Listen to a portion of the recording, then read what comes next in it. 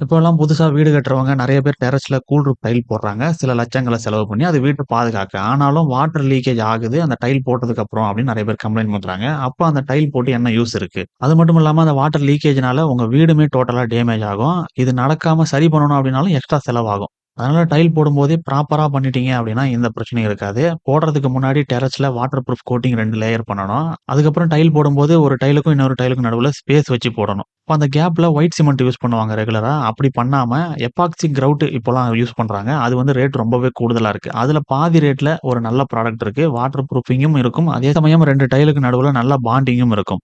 அது என்ன ப்ராடக்ட் அப்படின்னா, பியூபா பிராண்டுடைய கான்மேக்ஸ் ரூஃப் டைல் கிரவுட். இத 2 பார்ட்டா குடுப்பாங்க. அந்த 2 பார்ட்டையும் மிக்ஸ் பண்ணி டைல் கேப்ல அப்ளை பண்ண வேண்டியதுதான்.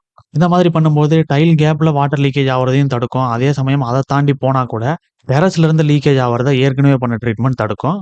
இந்த ப்ராசஸ் உடைய ஃபுல் வீடியோ நம்ம மனோஸ்ரீ யூடியூப் சேனல்ல இருக்கு.